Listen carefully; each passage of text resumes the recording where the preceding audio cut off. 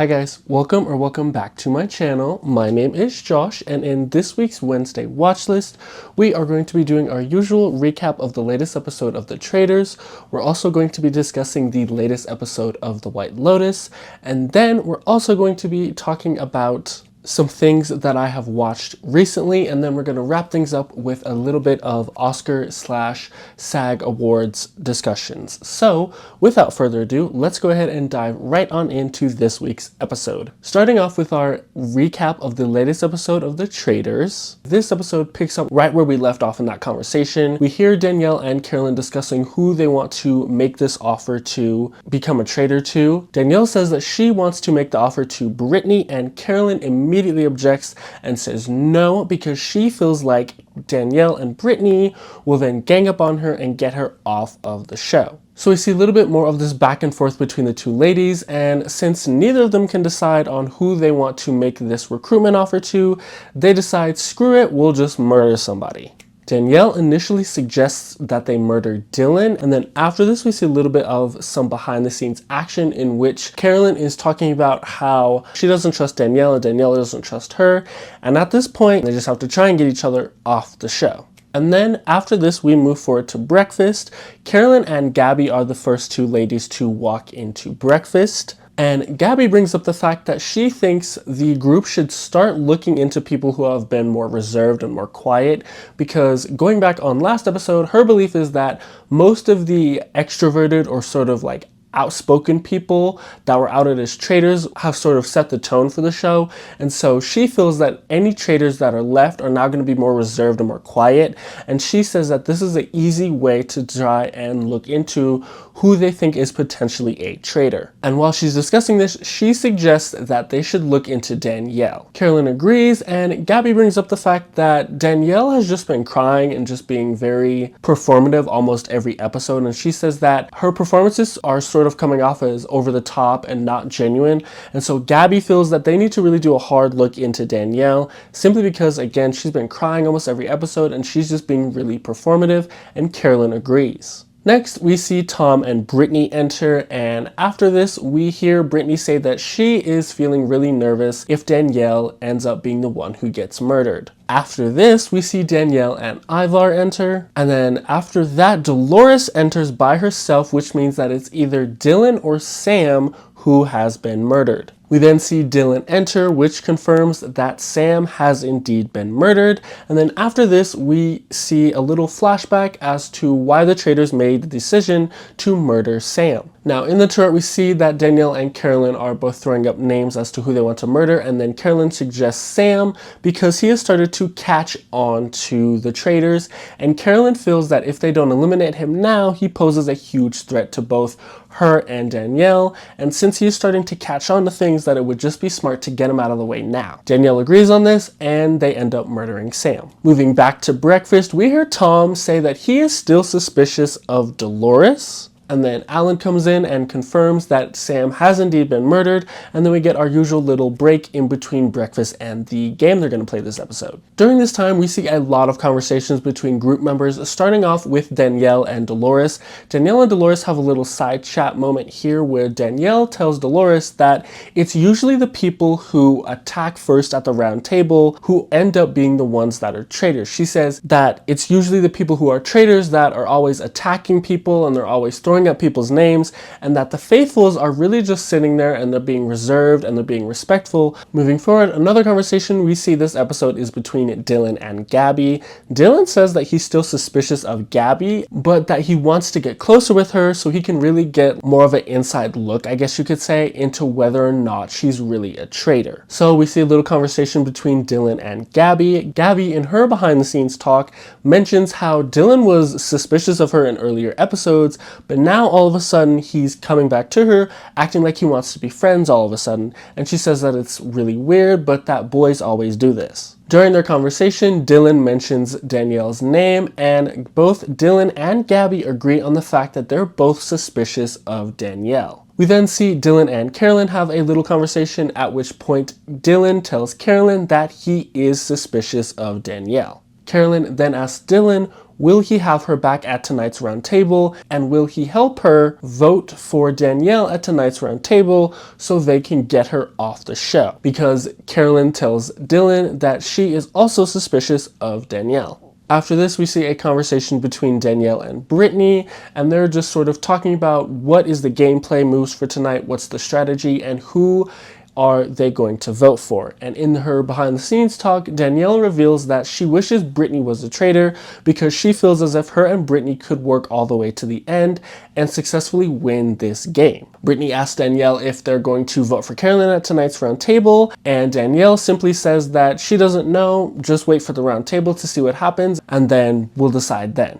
During this conversation, we also hear Brittany tell Danielle that she was really worried that Danielle was going to get murdered tonight, and that really made her sad and really made her upset because her and Danielle have just been getting so close over the past few episodes that Brittany sort of feels like Danielle is her best friend in this game right now. Moving forward to the game they play this episode, the game they play this episode is sort of like a chess game. The Traitors were asked a series of questions in the turret, and the objective of the game is that the group members have to successfully guess what answers the Traitors gave to the questions they were asked in the turret last night. For every answer they guess correctly, they will add $5,000 to the prize pot, and they can add a total of $20,000 to the prize pot tonight. Before the game starts, Alan says that the group members need to think like traitors because, again, they have to successfully guess the answers to the questions that the Traitors were asked, meaning that people that get a lot of answers right in this game might be traitors simply because of the fact that, again, you have to think like a traitor. Upon this revelation, Danielle says that she is just going to simply sit back, and she'll even give wrong answers if she has to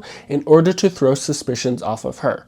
Carolyn says that she is also going to try and not to give as much input in this game, but that she does want to add money to the prize pot, so she'll give a little bit of input, but she'll try not to give too much where it'll throw suspicions onto her. The first question the Traitors were asked is, who in the group do they think is slithering under the radar like a snake?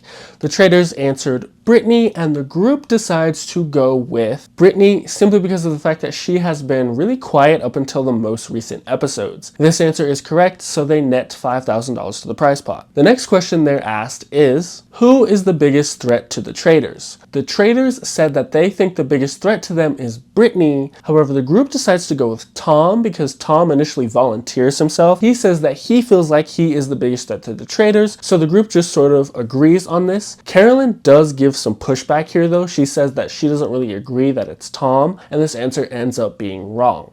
The next question is, who is the leader of the pack or leader of the group? The Traitors answered this question Tom, but the group decides that they're going to go with Dylan. However, initially, Tom again volunteers himself here and says that he feels like he's the leader of this group, and there are some people that agree with him and some people that disagree with him. And Carolyn actually advocates for Tom in this situation. She says that she feels as if Tom is indeed the leader of the group, but the group ends up deciding to go with Dylan as their answer, which meant that they got this answer wrong and they did not net $5,000 to the prize pot for this answer. Now, after the answer to this question was revealed, Dylan immediately reveals the fact that after Carolyn gave the answer that she thought Tom was the leader of the pack and that that was actually the correct answer, Tom says that that's suspicious, and he's now suspicious of Carolyn. The last question the Traitors are asked is, whose voice is most irrelevant of the group? The Traitors decide to go with Carolyn, or rather Carolyn decides to volunteer herself, and Danielle simply just goes along with her. And then Carolyn says this in the group as well. She advocates for herself. She feels as if she has been the most ignored, and she has also said this constantly throughout the show. So she just sort of advocates for herself, and the group decides to go with Carolyn as their answer,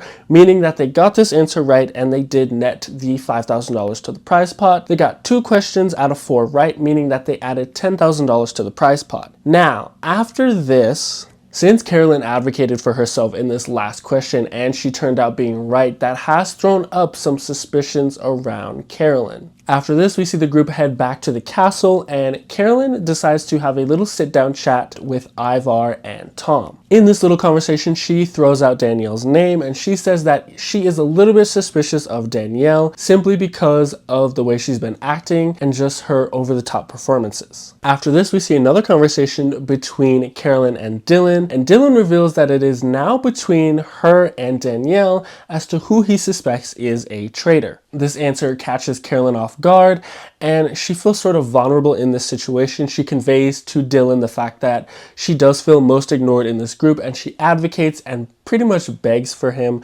to listen to her and vote for Danielle at tonight's round table. Moving forward to the round table, it becomes evidently clear that Danielle and Carolyn both want each other gone, and they are going to hash out their grievances at tonight's round table. Carolyn says that she doesn't want to throw out Danielle's name immediately, and she's kind of hesitant and worried, is it the right time to come for Danielle? But Danielle simply says that she's just going to hand everybody the receipts, and that one of the reasons why she went with Carolyn for the final answer of the game they played today, which was, again, who do the traitors think is the most overlooked or not listened to within the group, Danielle reveals the fact that she let Carolyn choose herself in order to throw suspicions onto her so that Danielle could use all of this as evidence at tonight's round table. Ivar decides to start us off here, and he says that he thinks there are 2 traitors left and that they're both girls. Gabby immediately gives pushback on this, and she questions his logic here. She asks, why does he think that they're both girls? And Dylan also gives him some pushback here as well.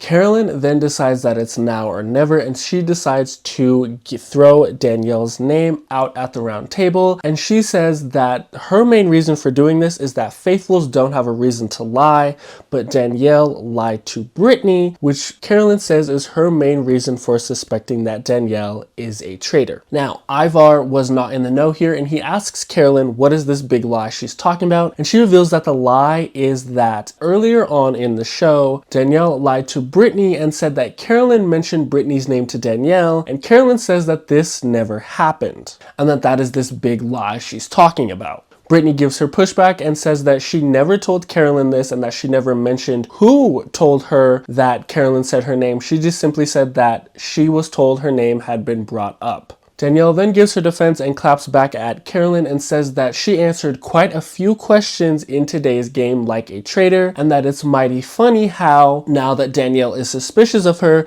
she's all of a sudden coming for Danielle. And she brings up again the point she brought up to Dolores earlier in this episode, which is the fact that she thinks that people who attack at the round table are the ones who are traitors, and the ones who don't attack are the ones who are faithfuls. We then see Carolyn discuss that she gave the answer she gave at the last question today because she does genuinely feel like she is the most ignored person in the group, and then she starts crying, and it is actually one of the few times we see Carolyn cry in front of the entire group. After this, we see the entire group vote, and a few notable things happen during tonight's roundtable vote. Dolores and Tom end up both voting for each other for some reason. And then Dylan ends up being our tiebreaker for tonight's vote, and he does end up voting for Carolyn because he just feels as if more evidence pointed to Carolyn being a traitor. After this, Carolyn has received the most votes, so we see her get up, leave the round table, give her speech, and reveal the fact that she has been a traitor. This absolutely shocks Dylan, and Danielle sort of gives a little bit of an over-the-top performance. She sort of runs away from the round table, but she ends up sitting down and sort of breaking down in tears. After this, the entire group reflects on tonight's vote and the fact that they got out a traitor. Then Gabby and Dylan have another one-on-one, and Gabby tells Dylan that she felt like tonight's round table felt eerily similar to the round table showdown between Rob and Bob the drag queen, and she says that it felt like it was traitor on traitor again tonight. After this, we see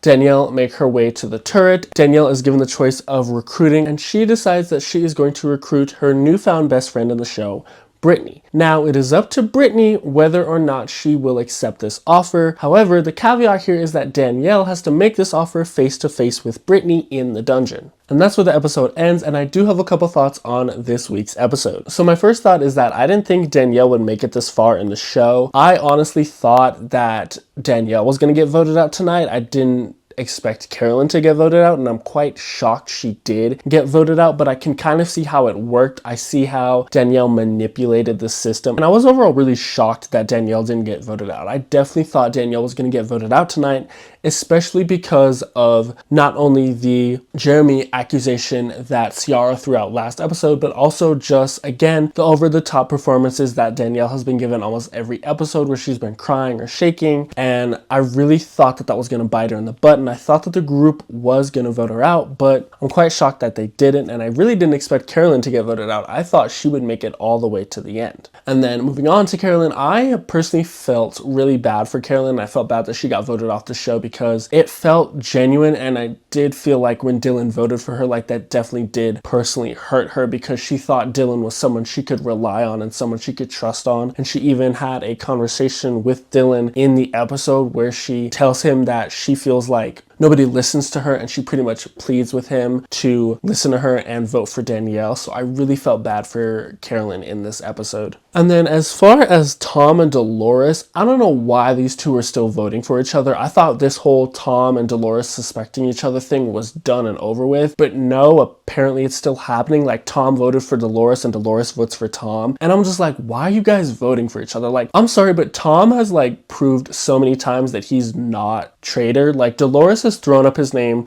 at multiple round tables, and I'm like, if Tom was a traitor, he probably would have murdered you by now. So I feel like the fact that she still is suspicious of him is just weird. I don't know why they're still suspicious of each other. I'm like, if either of you were a traitor, you would have murdered each other by now. So I'm just like, I don't know. I just think it's a little silly, and I'm like, you guys just need to move past this, because what I think is going to end up happening is I think they're going to end up seriously taking this to a vote at the round table, and one of these two is going to end up getting voted out, and it's like, now we're down another faithful. So I'm like, you two need to just drop this suspicion of each other. I just think it's weird and unserious that they're still voting for each other at this point. I'm like, y'all are just wasting your votes. And then as far as Danielle making the offer to Brittany to join her as a traitor, I don't know if Brittany will accept. I have a feeling she will, but I think it's 50-50. Like, I don't know, the way the preview showed it towards the end of the episode, it showed her kind of being a little wary to accept it, because it is towards the end of the game and everybody's suspicions are heightened.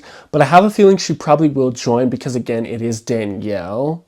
I don't know who will win. I think at this point it's too soon to tell, again, because you have Tom and Dolores voting for each other, and then you've also got some people that are suspicious of Danielle, but you've also got people that are suspicious of Brittany. So I feel like this could work in their favor, where they could sort of work together as traitors to sort of get everybody else out, and then at the end, you know, surprise them and be like, oh, by the way, we're traitors. But I don't know how this is going to turn out. And I thought that Danielle was going to get voted out this episode, and then I thought Carolyn was going to walk with it, because I was like, okay, if Danielle gets voted out, it'll just be Carolyn. Like, Carolyn's pretty good at this. She'll probably just walk all the way to the finish line. But since Carolyn's off the show, I'm just like, I don't know who's going to win this thing anymore. Moving on to the latest episode of The White Lotus Season 3, Episode 2. No spoilers for those of you who haven't seen the show. I just want to come on and talk about a few things that we saw this episode. Again, no spoilers. Or I guess I could say like mild spoilers, or like light spoilers, I guess you could say, but like nothing like too revealing.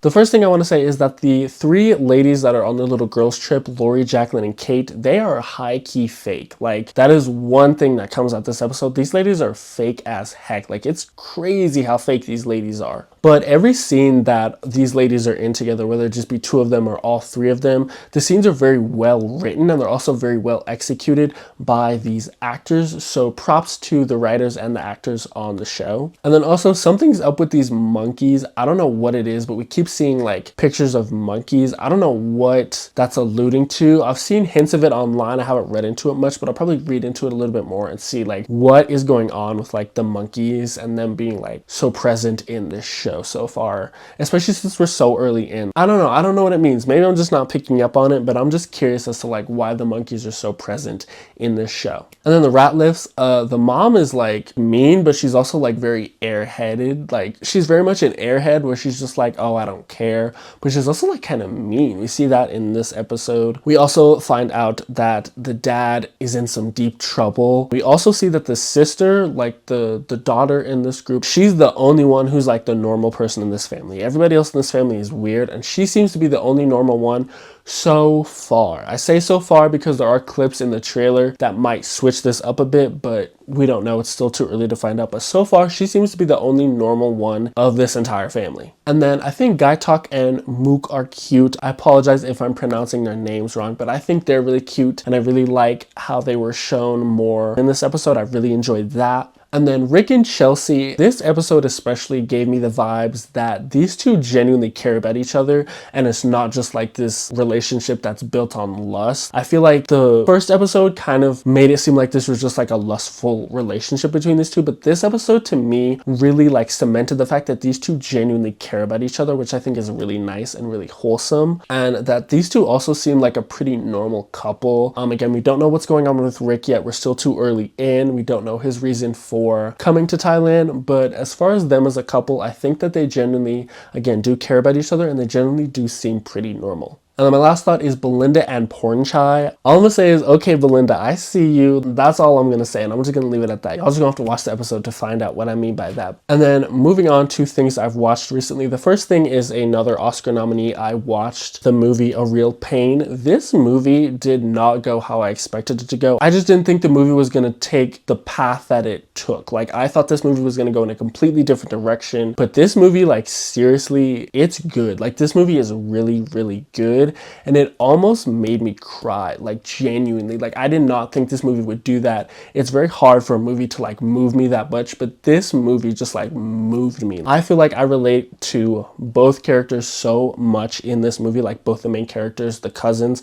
I feel like I relate to them so much, and just like the themes and the messages in this movie, I feel like were just so heavy, and it just like really moved me. So as far as movies go, like it takes a lot for me to like feel this way about a movie, but this movie successfully did it. So props to this movie. And then I'm also still watching Severance. Again, I'm not going to spoil this, but all I have to say is everything that's going on with like Keir and like the founders of this company, like it just feels like they're blurring the line between like a corporation and a religion, and that's all I'm going to say about it. Again, I don't want to spoil it for those of you who haven't seen it yet, but yeah, it's confusing me a little bit. And again, it just seems like they're blurring the lines between a corporation and like a religion or like a belief system. So I don't know what's going on here, but I'm interested, and I'm looking forward to seeing more about the founders and this whole like Keir company and the Egan's and all this big storyline. And then lastly, some Oscar and SAG awards talk. So Timothée Chalamet has won his first like big award. He won the Best Actor award at the SAG Awards, which I think is well deserved for him. I still haven't seen A Complete Unknown, but I've heard from a lot of people that this movie is actually really good. I've heard a lot of people say that Timothée Chalamet is really good in this. But then moving on, Conclave won Outstanding Performance of a Cast, as it should. Again, if you haven't seen Conclave, definitely check it out, especially if you're into thriller movies. Go check out Conclave. It's really good. The cast is stacked. Everybody in this cast is really well casted, and they're all great performers. So go check out Conclave if you haven't. Zoe Saldana also won. She won Outstanding Performance for a Female Actor in a Supporting Role. I'm perfectly fine with that. I think she was good in Emilia Perez. I didn't really have a problem with her. I think everybody was pretty good in Emilia Perez. I think everybody acted pretty well in this. Even Carla Sofia Gascon. I know there's this whole controversy around her right now. As an actress, I think she's pretty talented. As a person, that's a completely different subject. But there's also reports that she will be showing up at the Oscars next week, so it'll be interesting to see how that goes, especially again with all the controversies and everything that's going on around her. And then Demi Moore won Outstanding Performance for a Female Actor in a Leading Role, which again I think is very well deserved. The Substance was an absolutely fantastic movie. I'd say one of the best movies of 2024. Love the themes, love the messaging. And then both Kieran Culkin and Jesse Eisenberg won something for their roles in the movie A Real Pain. Kieran Culkin won Outstanding Performance by a Male Actor in a Supporting Role. I believe that's what it is. I apologize if I miscategorize any of these awards. The categories are a little bit weird to me, like I'm not used to these categories, but Jesse Eisenberg won Best Screenplay. I think both of these awards are very well deserved. Again, I really liked A Real Pain. And then wrapping things up, Jean Smart won Outstanding Performance by a Female Actor in a Comedy Role, which I like Hacks. I think Hacks is a really good show, so I think that was well deserved. And then Wicked didn't win anything. Wicked got snubbed again. I'm not surprised. I didn't think Wicked was going to take home anything, and the reason why I say that is because Wicked is by no means a bad movie. Like, I think it's a good movie, but I think as far as like moving cinema in a direction it hasn't been moved before or doing something interesting or different, I don't think Wicked really does that. Like, I think Wicked, again, I don't think Wicked is a bad movie. I think the cast in Wicked is good. I think the sets look phenomenal. I think the costumes are phenomenal. I think it's very well directed. I think the cinematography is good. But Wicked doesn't really like move in like a new direction, I guess you could say. Like, it feels very much like a Broadway 2 movie production, which there's nothing wrong with. Wicked is very much like a pop culture movie. It's not very like cinephile-y, if that makes sense. Like, it's not a very like, ooh, this is cinema movie. It's very much like, ooh, this is like a very like pop culture movie. Like, you've got Ariana Grande, you've got the whole thing with her and Ethan Slater. Ethan Slater's in this. Cynthia Erivo. Like, you've got this pop culturally studied cast, which I don't have a problem with. I think everybody's very well cast in this. But that being said, I'm not surprised that it didn't win anything, simply because it doesn't really play to the cinephile. It plays more to like the pop culture girlies, which there's nothing wrong with.